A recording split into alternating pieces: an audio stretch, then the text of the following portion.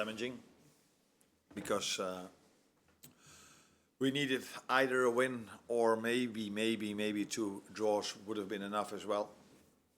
But now we know one thing for sure, that we need a win next week.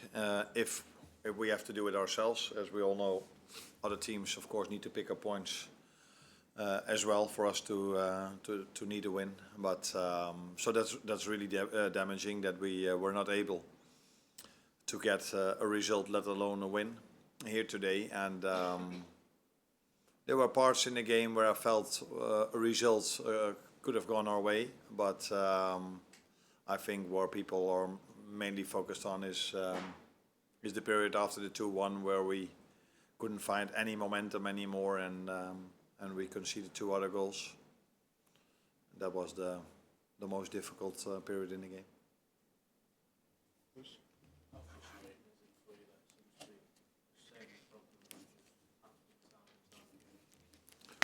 That's frustrating because as a manager you're also responsible for, if things happen time and time again, you are hired to try to prevent that for the next time. And for us to concede, we scored 2 set pieces over here. So usually you think, well, if you go to an away game or in any game where you score two set pieces, usually you're quite sure of a result, unless you concede 3 set pieces, what we did.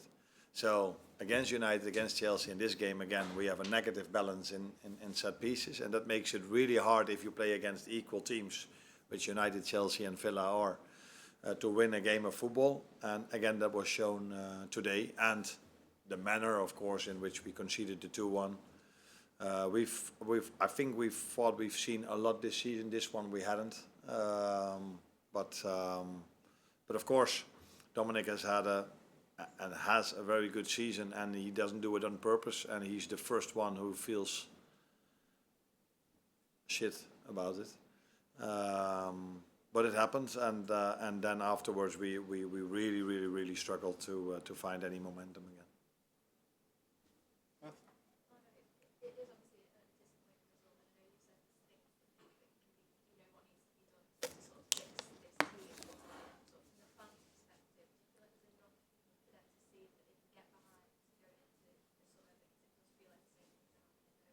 Yeah.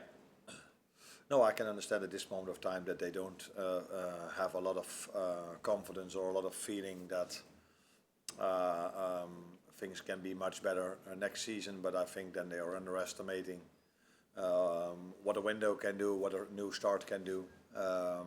And I think we know quite well what to improve. I think one of the things we have to improve is also very obvious, and I would have preferred not to talk about it here, but you're actually almost forcing me to.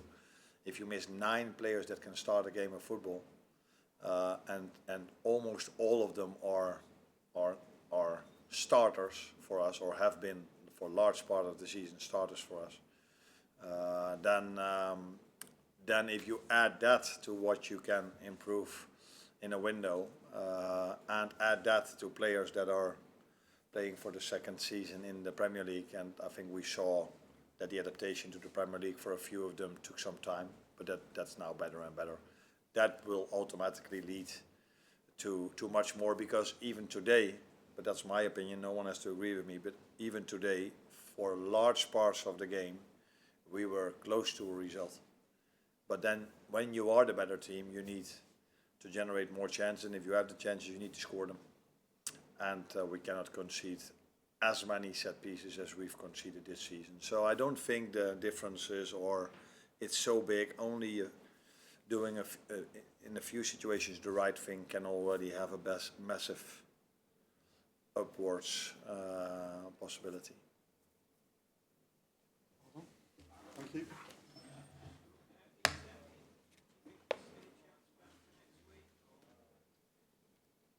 Yeah, there's definitely a chance. He missed pre-season, as we all know, and then he broke his leg, and we've tried to be as careful as we could with him, taking into account that our other number 9, Hugo Ekitike, is out for such a long time. So we needed him as a result of that even more. But we've tried to be as careful as we could.